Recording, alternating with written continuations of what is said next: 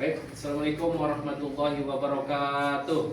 Waalaikumsalam warahmatullahi wabarakatuh. Gimana kabar teman-teman semua? Alhamdulillah. Sehat, tetap semangat? Semangat. Yang lagi, tetap semangat? Semangat. Baik, kita sekarang ada di lantai dasar di gedung A. Buat teman-teman barangkali ada sesuatu hal yang terjadi seperti bencana ataupun gempa bumi, nanti bisa langsung lewat dari pintu samping langsung ke jalur evakuasi titik kumpul untuk hal-hal yang tidak diinginkan. Atau misalkan terjadi kebakaran di gedung ini, rekan-rekan semua bisa langsung mengambil apa yang ada di pojok-pojok gedung ini. Baik, saya kali ini di pertemuan yang kelima ini ingin membahas tentang seputar berita, jenis dan unsur berita. Namun sebelum beranjak ke materi, kita bernyanyi dulu nih supaya lebih semangat. Gimana, setuju gak ini? Setuju. Oke, ayo kita mulai. 1, 2, 3. Mana di mana mencari berita, mencari berita ada di mana-mana. 5W1, 5W1, mencari berita gunakan rumus itu. Refleksi materi dan RPS ya. Jadi di materi ini adalah memiliki capaian bagaimana mahasiswa mampu memahami dan menjelaskan unsur berita, yaitu 5W1H, dan mahasiswa mampu memahami dan membedakan berbagai jenis berita. Adapun submaterinya yang akan dibahas yaitu unsur berita 5W1H, terus jenis-jenis berita, straight news, pelaporan mendalam, berita investigasi, feature dan editorial. Oke, rekan-rekan semua, tentunya mata kuliah ini atau materi kali ini mempunyai korelasi dengan moderasi beragama. Jadi, ketika kita menulis berita itu harus memiliki fakta-fakta ataupun bukti-bukti yang lengkap seperti narasumbernya dan lain-lain. Karena kenapa?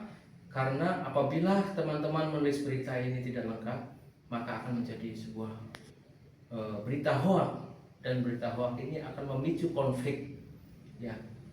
Dan juga diharapkan setelah kuliah ini jangan sampai mahasiswa KPI ini ya ada ujaran-ujaran kebencian di medsos atau di mana. Sebenarnya 5W1H ini ya, kita bahas dulu sejarahnya nih ya. Banyak penggunaan pertanyaan-pertanyaan dasar untuk mendapatkan informasi yang lengkap sudah sejak lama. Orang menjadi wartawan atau jurnalis itu sudah lama menggunakan rumus itu. Namun formulasi 5W1H itu banyak dikaitkan dengan penyair dan penulis dari Inggris, yaitu Rudyard Kipling. Ia mempopulerkan konsep ini dalam puisi yang berjudul The Elephant Child pada tahun 1902 dengan baitnya yaitu I keep sick honest serving men, they taught me all I know, their names are what and why and when and how and where and who. Nah, ini formula kenapa adanya 5W1H. Namun di Indonesia itu sebelum dikenal rumus ini, apa ini?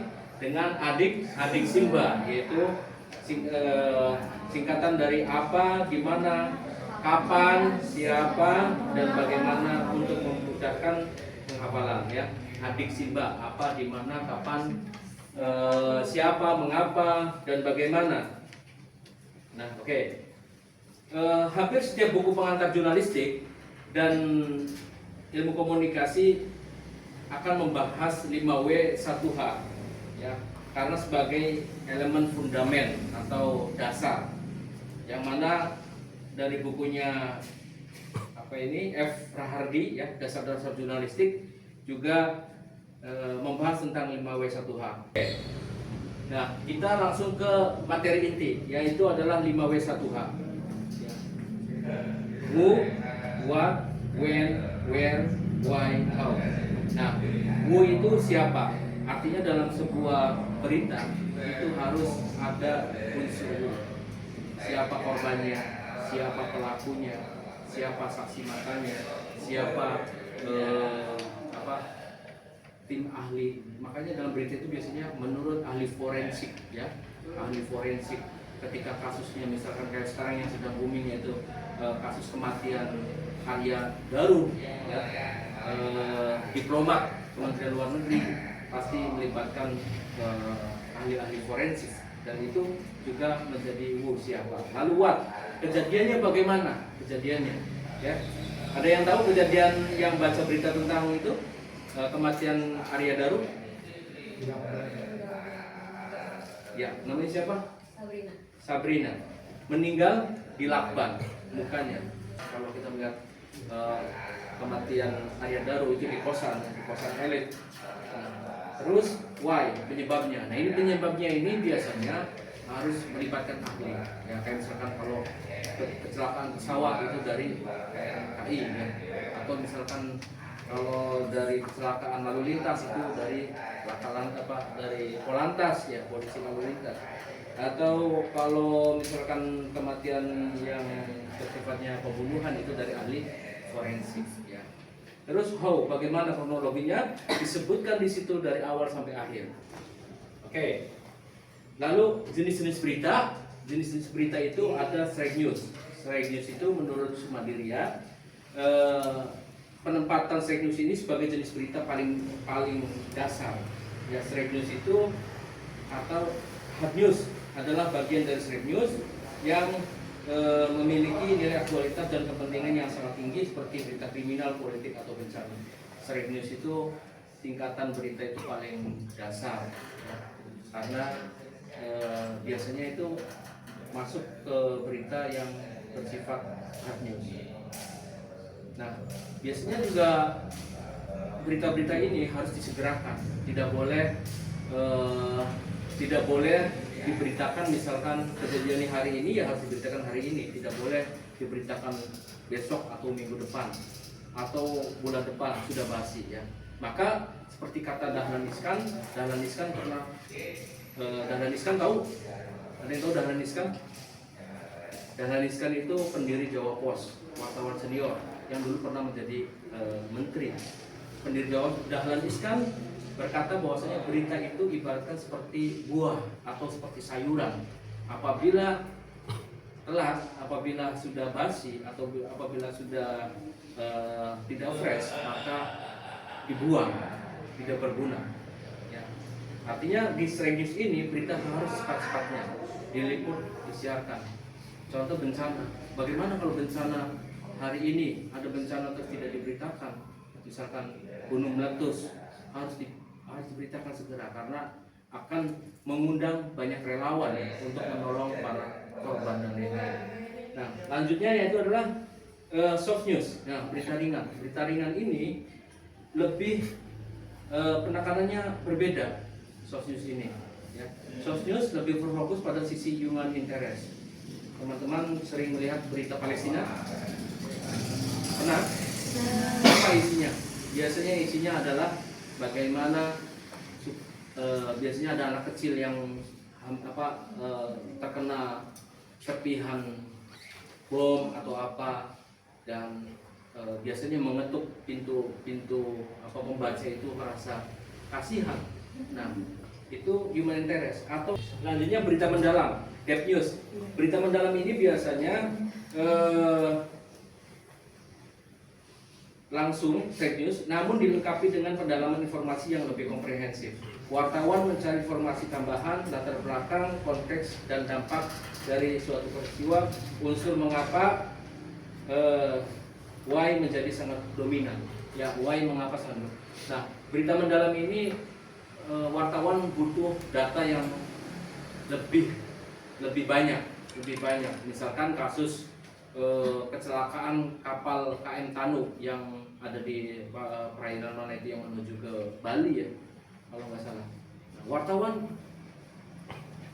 lebih banyak mencari datanya, misalkan dari sumbernya dari nelayan, dari bagian tiket, atau dari karyawan di pelabuhan, dan lebih komplit. Misalkan manifestnya berapa, yang naiknya berapa, korbannya berapa, maka ada temuan. Nah, kita menjadi detektif bola. Nah, selanjutnya itu berita investigasi news, investigasi reporting, di mana jenis berita yang dihasilkan dari penyelidikan mendalam dan sistematis terhadap suatu isu, masalah atau dugaan kejahatan yang tersembunyi. Wartawan berperan layaknya detektif untuk mengungkap fakta yang mungkin disembunyikan. Teman-teman tahu nggak? Pernah nggak ada berita di TV yang biasanya korbannya itu dibunyikannya seperti itu? Itu biasanya bakso, ya bahan bakso dari ayam tiren, ya. Terus bagaimana bahan soun dari bahan-bahan yang tidak layak, atau mie yang bekas expired. Nah, atau ada lagi apa lagi? Saus bantar, ya. Mie apa? Nah, ini juga berita tapi bersifat investigasi. Baik, sampai di sini ada yang bertanya? Ya, siapa namanya? Lutfi. Ya, silakan. Bagaimana kalau jika berita itu narasumbernya tidak mau berbicara? Oh iya. Bagaimana kalau dalam suatu kejadian atau suatu faktual ya, atau narasumber tidak mau berbicara, itu sah-sah saja. Di situ boleh teman-teman tulis, setelah dihubungi narasumber tidak memberikan pernyataan apapun atau no comment. Nah, kita ke narasumber tidak harus langsung tatap muka, bisa juga lewat telepon, bisa juga lewat WhatsApp. Nah, nanti biasanya di berita-berita itu ada tulisan setelah dihubungi saksi mata tidak membalas WhatsApp dari wartawan atau tidak mengangkat telepon dari wartawan. Nah, ini boleh saja. Dan oke, terima kasih. Sekarang tugasnya buat teman-teman semua, ya, tugas ini tugas individu. Mahasiswa menganalisa berita cetak koran nasional, ya, ini koran seperti ini. Di sini ada Berita, ada Fajar, tapi nanti yang nasional ya, seperti Tempo, Pikiran Rakyat, Jawa Pos dan lain-lain. Nah, teman-teman cari 5W1H dalam setiap berita. Ya, 5W 1 berita dalam berita. Oke, paham tugasnya? Paham. Baik, terima kasih. Pertemuan kali ini kita tutup dengan membaca hamdalah. Alhamdulillahirobbilalamin. Terima kasih. Mohon maaf yang sebesar-besarnya. Wallahul muwaffiq ila thoriq. Assalamualaikum warahmatullahi wabarakatuh. Waalaikumsalam warahmatullahi wabarakatuh.